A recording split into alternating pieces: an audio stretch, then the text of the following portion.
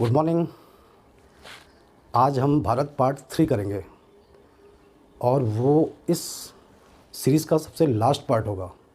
इस वीडियो में आपको बताया जाएगा कि भारत का नामकरण कैसे हुआ, भारत, इंडिया, हिंदुस्तान, जम्बू द्वीप इत्यादि नाम आखिर कैसे पड़े, इनके बारे में चर्चा की जाएगी। इसके अलावा भारत के बहुत सारे राष्ट्रीय प्रतीक चिन्ह हैं, राष्ट्रीय झंडा, राष्ट्रगान, राष्ट्रीय पंचांग, राष्ट्रीय नदी, बहुत सारी चीज़ें, तो उनके बारे में भी चर्चा की जाएंगी। इसके अलावा संसद भवन के बारे में, भारत की नई राजधानी के बारे में, नए राज्यों के गठन इत्यादि के बारे में इस वीडियो में विस्तार से आपको बताया जाएगा। है जन गण मन अधिनायक जय है। और इस राष्ट्रगान के लेखक कौन हैं? रविन्द्रनाथ टैगोर। इस राष्ट्रगान को गाने में कुल कितना समय लगता है? तो याद रखिएगा, इस राष्ट्रगान को गाने में कुल कितना समय लगता है? 52 सेकंड का समय लगता है। ठीक है। और इसके संक्षिप्त रूप को, शॉर्ट फॉर्म को गाने में कितना समय लगता है? तो याद रखिएगा, 20 सेकंड का समय लगता है इसके शॉर्ट फॉर्म को गाने में। और ये भी याद रखिएगा कि इसका जो इंग्लिश वर्जन है, हमारे राष्ट्रगान का जो इंग्लिश वर्जन है, उसको क्या नाम दिया गया है? The morning song of India. याद रहेगा सभी को, the morning song of India इसका इंग्लिश वर्जन है। और ये भी याद रखिएगा कि जिस धुन पे भारत का राष्ट्रगान गाया जाता है, बजाया जाता है, जो धुन होती है वो कौन सी धुन है, वो कौन सा राग है? तो आप याद रखिएगा, वो राग है राग बिलावल। राग बिलावल याद रहेगा सभी को। और हम देखें, इस राष्ट्रगान को भारत सरकार के द्वारा किस दिन राष्ट्रगान के रूप में मान्यता दे दी गई? तो वो डेट थी 24 जनवरी 1950।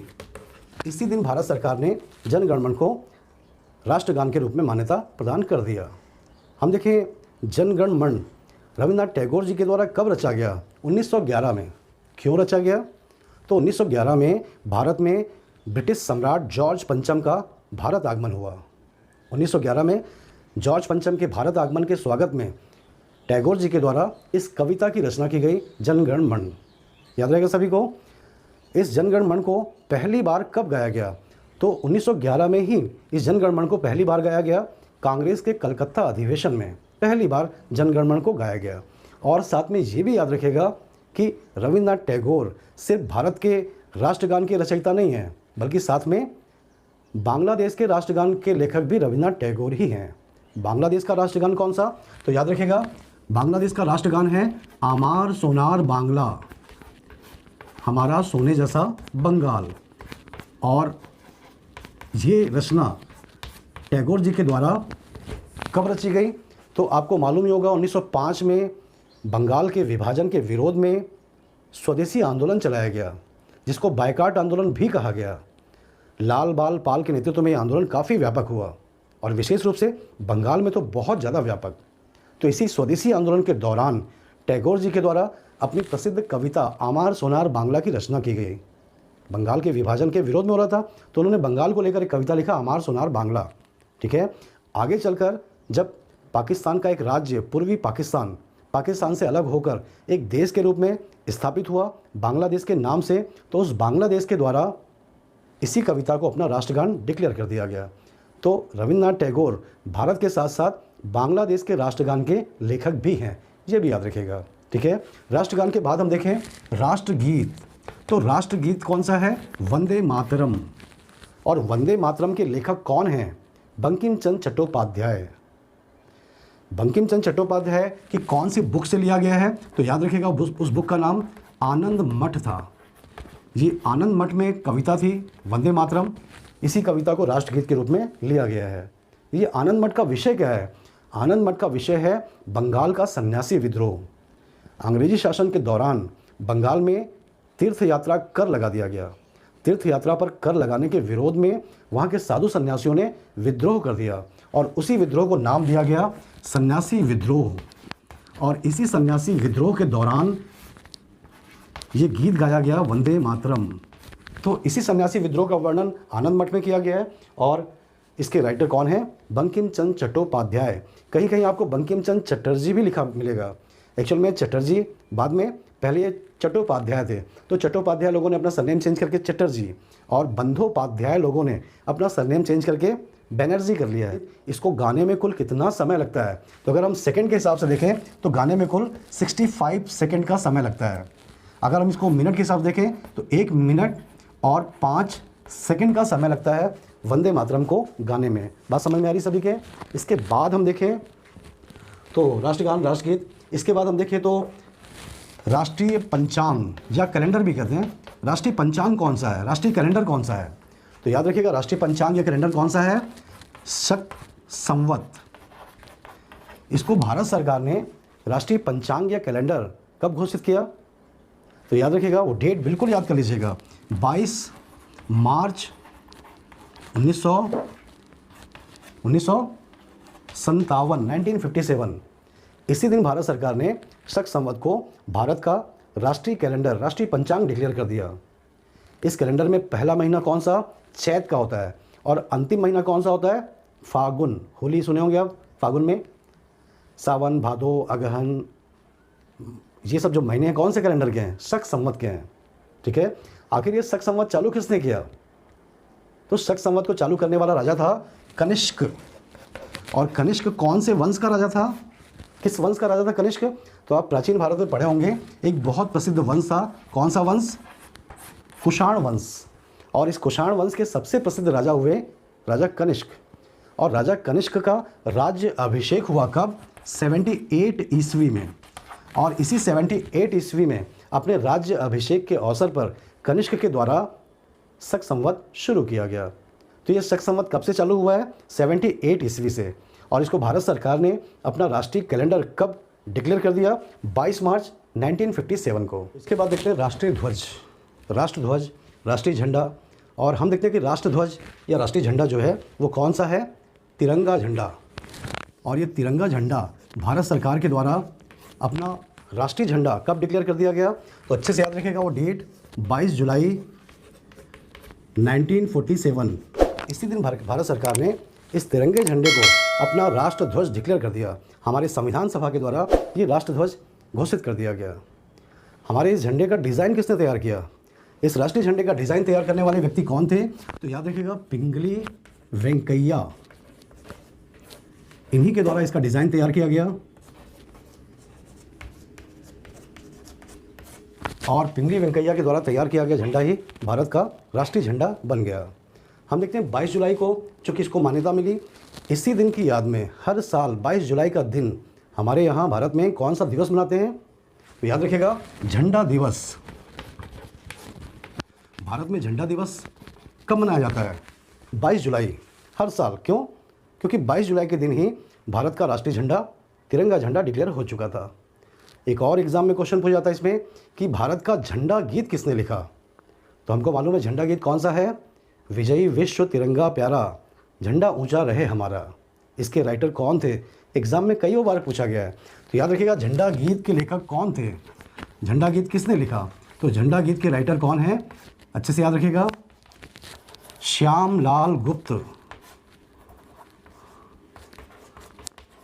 और इनका टाइटल क्या था? इनका टाइटल था पार्षद। हमारा राष्ट्रीय चिन्ह क्या है? राजकीय प्रतीक चिन्ह क्या है? तो याद रखिएगा, हमारा राष्ट्रीय चिन्ह क्या है? 4 शेरों की मूर्ति।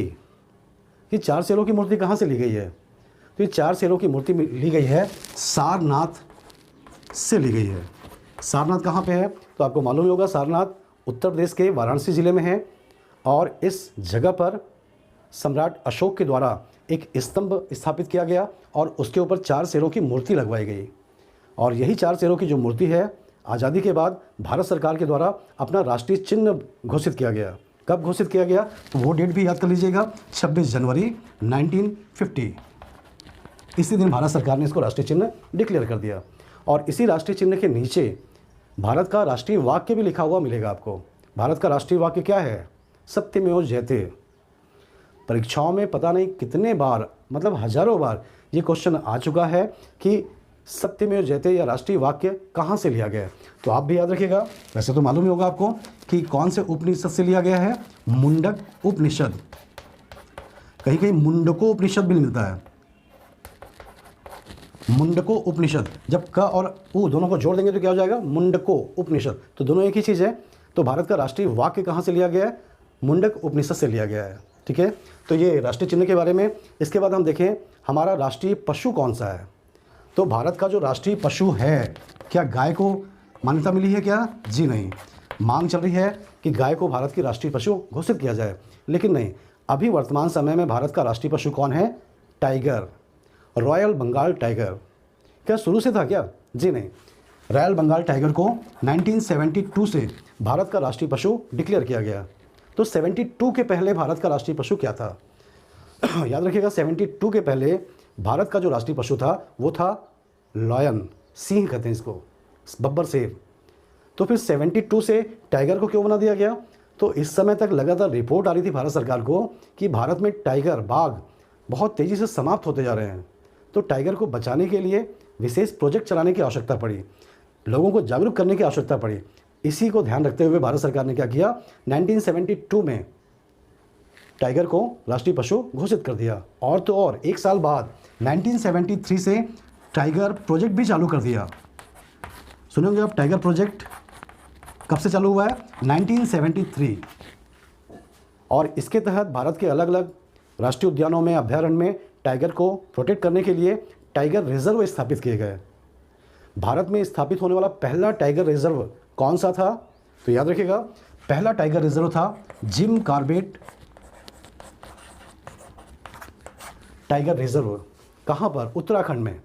Jim Corbett tiger reserve Bharat का पहला टाइगर प्रोजेक्ट टाइगर रिजर्व स्थापित किया गया। और इसकी खास बात यह है कि जिम कॉर्बेट में भारत का पहला अभ्यारण्य, जिसको अंग्रेजी में सेंचुरी भी कहते हैं। तो याद रखिएगा, भारत में स्थापित होने वाला पहला अभ्यारण्य या सेंचुरी कौन था? Jim Corbett. कब? अंग्रेजी शासन की बात है ये। इसके बाद आगे चल के हम देखते हैं कि बहुत सारे अभ्यारण्य को स्टेटस थोड़ा बढ़ाया गया और उनको राष्ट्रीय उद्यान का स्टेटस दिया गया, नेशनल पार्क का। तो सबसे पहला, भारत का सबसे पहला राष्ट्रीय उद्यान, नेशनल पार्क कौन सा हुआ? तो वो भी याद रखिएगा, जिम कॉर्बेट भारत का सबसे पहला राष्ट्रीय उद्यान हुआ, पहला अभ्यारण्य भी, पहला राष्ट्रीय उद्यान भी। और जब टाइगर प्रोजेक्ट की बात हुई तो भारत का सबसे पहला टाइगर रिजर्व किसको घोषित किया गया? जिम कॉर्बेट को घोषित किया गया। जिम कॉर्बेट है कहाँ पर? तो याद रखिएगा, उत्तराखंड में, नैनीताल में। ये जिम कॉर्बेट किनका नाम है? तो ये एक शिकारी थे, अंग्रेज शिकारी। और उस ज़माने में एक टाइगर जो है नरभक्षी बन गया, तो उसके शिकार के लिए स्पेशली इनको बुलाया गया था।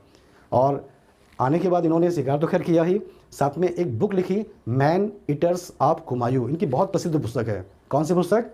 मैन ईटर्स ऑफ कुमायूं के लेखक कौन? Jim Corbett. तो इन्हीं के नाम पर है। बहरहाल टाइगर रिजर्व की बात हो रही है। टाइगर प्रोजेक्ट, टाइगर रिजर्व 1973 से चालू हुआ। इसकी शुरुआत हुई जिम कॉर्बेट नाम की जगह से। अभी तक हम देखें भारत में कितने टाइगर रिजर्व हो चुके हैं? तो याद रखिएगा, 53। अभी 2021 के नवंबर के महीने में 53वां टाइगर रिजर्व छत्तीसगढ़ में। इसके बाद हम देखते हैं दिल्ली, राजधानी के रूप में भारत की राजधानी। और भारत की राजधानी की बात होती है तो भारत की राजधानी क्या है? अभी दिल्ली। हम देखें भारत में दिल्ली को राजधानी का दर्जा कब मिला है? तो ये मध्यकाल से मिलता हुआ है। हम देखें भारत में दिल्ली को सबसे पहले राजधानी बनाने वाला व्यक्ति कौन था? कौन वो राजा था? तो याद रखिएगा, दिल्ली को राजधानी बनाने वाला पहला व्यक्ति कौन था? इल्तुतमिश। ये इल्तुतमिश कौन से वंश का शासक था? तो याद रखिएगा, भारत में गुलाम वंश, मध्यकाल में अगर आप देखें तो दिल्ली के सुल्तानों में सबसे पहला वंश कौन सा था? गुलाम वंश। और इसी गुलाम वंश का शासक था इल्तुतमिश, जिसने दिल्ली को राजधानी बनाकर राज करना चालू किया। तो दिल्ली को राजधानी बनाने वाला पहला व्यक्ति कौन था भारत में? इल्तुतमिश।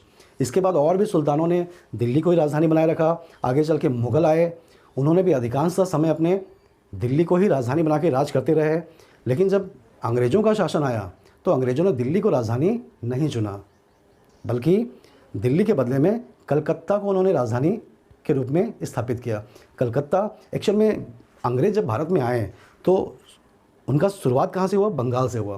पहले बंगाल को जीते, फिर मद्रास को जीते, फिर मुंबई, मतलब पूरे भारत को एक के बाद एक करके जीत लिए। तो जब शुरुआत बंगाल से हुई तो यही कारण है कि उन्होंने राजधानी के रूप में कलकत्ता को चुना था।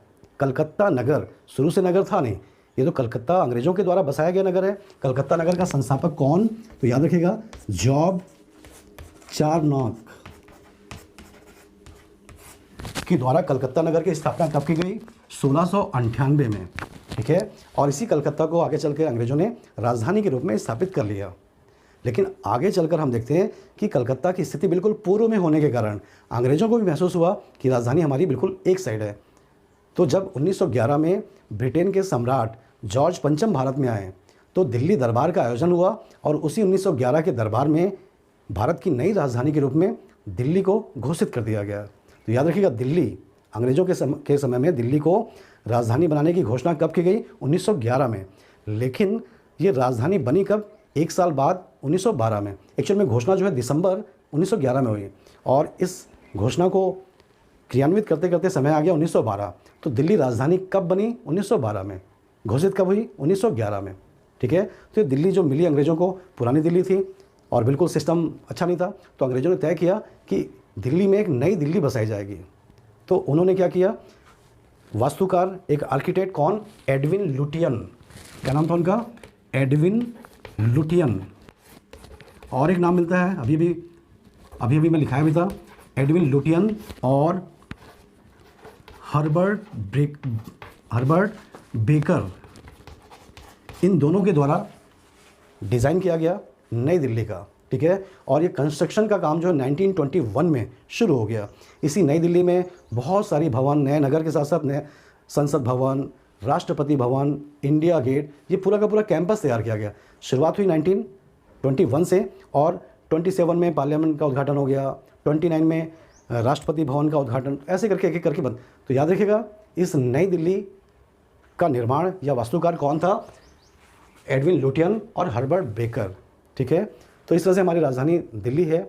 और जब देश आज़ाद हुआ तो आज़ाद होने के बाद बहुत बड़ी समस्या सरकार के सामने ये आई कि उनको अंग्रेज़ों से अजीबोगरीब क्षेत्र मिला। एक तो वो क्षेत्र था जहाँ अंग्रेज़ों का डायरेक्ट शासन था, उसमें कोई समस्या नहीं, लेकिन और बहुत सारे क्षेत्र ऐसे थे जहाँ अंग्रेज़ों का डायरेक्ट शासन नहीं था, बल्कि राजा महाराजाओं का शासन था, रियासतें थी। तो भारत सरकार के सामने सबसे बड़ी चुनौती यही थी कि ये ऐसे मिले हुए भारत को कैसे सिस्टमेटिक किया जाए, कैसे इनको राज्यों में गठित किया जाए। इस संबंध में सबसे पहली कमेटी बनाई गई सरकार के द्वारा, एस के धर कमेटी। और एस के धर कमेटी के बाद एक और कमेटी बनाई गई, वो थी JVP कमेटी। JVP मतलब J for Jawaharlal Nehru, V for Vallabh भाई पटेल और P फॉर पट्टाभी सीतारामैया। इन तीनों नेताओं के नेतृत्व में एक कमेटी और बनाई गई कि भारत में राज्यों का गठन किस तरह से किया जाए। इसी समय क्या हुआ? इसी समय एक नए राज्य के गठन को लेकर आंदोलन चला और वो नए राज्य का आधार था भाषा। मद्रास प्रेसिडेंसी में बहुत बड़े क्षेत्र में तेलुगु भाषाई निवास करते थे और इन तेलुगु भाषाइयों की ये मांग उठ गई कि हमारा एक तेलुगु राज्य होना चाहिए। और इस मांग को लेकर, तेलुगु राज्य को लेकर एक आंदोलन चालू हो गया। और इस आंदोलन के नेतृत्व कौन कर रहा था? तो याद रखिएगा, P रामुल्लू। इसलिए इनका नाम मैं बता रहा हूँ क्योंकि जब ये आंदोलन चालू हुआ तो अपनी मांग को मनवाने के लिए आंदोलन के नेता P रामुल्लू आमरण अनशन पे बैठ गए और लगभग 51-52 दिन तक लगातार भूखे प्यासे इनका निधन हो गया। और जब रामुल्लू का निधन हुआ तो जो तेलुगु राज्य को लेकर आंदोलन शांतिपूर्वक चल रहा था, अब वो अशांत हो गया। जगह जगह तोड़फोड़ की घटनाएं, आगजनी की घटनाएं, बहुत ज़्यादा एग्रेसिव हो गया। तो कुल मिला के सरकार को झुकना पड़ा और भारत में सबसे पहली बार एक राज्य का गठन करना पड़ा और वो राज्य था आंध्र प्रदेश। आप याद रखिएगा, भारत में गठित होने वाला पहला राज्य कौन सा है? आंध्र प्रदेश, जिसकी स्थापना कब हुई? 1953 में। एग्जाम में कैसे पूछता है? भाषा के आधार पर गठित होने वाला पहला राज्य कौन सा? निश्चित है आंध्र प्रदेश। किसी भी आधार पर गठित होने वाला भारत का पहला राज्य कौन सा है? आंध्र प्रदेश। ठीक है। तो 1953 में इसकी स्थापना की गई। इसके बाद भारत सरकार ने 1953 में ही एक राज्य पुनर्गठन आयोग की स्थापना कर दिया और इस राज्य पुनर्गठन आयोग के अध्यक्ष कौन थे? फजल अली। और फजल अली के साथ साथ इस आयोग में 2 और सदस्य थे, हृदयनाथ कुंजरू और KM पणिक्कर। तो कुल मिला के इस आयोग में एक अध्यक्ष, 2 सदस्य। अध्यक्ष कौन? फजल अली। और 2 सदस्य कौन? हृदयनाथ कुंजरू और KM पणिक्कर। और ये आयोग फिर राज्य पुनर्गठन के मामले में अध्ययन करने लगा और इसने सरकार को अपनी रिपोर्ट दी। और इसी कमेटी की रिपोर्ट के आधार पर भारत में पहली बार राज्यों का गठन कब किया गया? तो याद रखिएगा, 1956 में पहली बार राज्यों का गठन किया गया। और जब भारत सरकार के द्वारा राज्यों का गठन किया गया तो 1956 में कितने राज्य बनाए गए? 14 राज्य। और कितने केंद्र शासित प्रदेश बनाए गए? तो याद रखिएगा 6 केंद्र शासित प्रदेश बनाए गए। ठीक है, कब? 1956 में। लेकिन अब हम देखें 2022 आते आते राज्यों की संख्या 14 से बढ़कर कितनी हो चुकी है? 28, जस्ट डबल। और केंद्र शासित प्रदेश जो 6 थे, अब उनकी संख्या 8 हो गई है। तो वो 14 राज्य कौन कौन से हैं जो 1956 से लेकर 2022 तक बने हैं, और वो कौन कौन से केंद्र शासित प्रदेश जो और जुड़े हैं, ये सब हम देखेंगे अगली क्लासेस में। तो राज्य को लेकर जो भी क्लासेस होगी कुछ दिनों बाद होगी। अभी ये भारत सीरीज़ में 3 वीडियो आपको भेजा चुका है, इसको अच्छे से देखिए। फिर आगे चलकर राज्यों को लेकर वीडियो बनाया जाएगा। कल से हम कोई नया टॉपिक चालू करेंगे। जीएस का बहुत सारे विषय होते हैं, जीएस में हिस्ट्री, कॉन्स्टिट्यूशन, इकोनॉमी, जियोग्राफी, बहुत सारे विषय होते हैं। तो इन टॉपिक को लेकर कल वीडियो बनाई जाएगी। राज्य को लेकर अगली वीडियो काफ़ी समय बाद आएगी। ठीक है।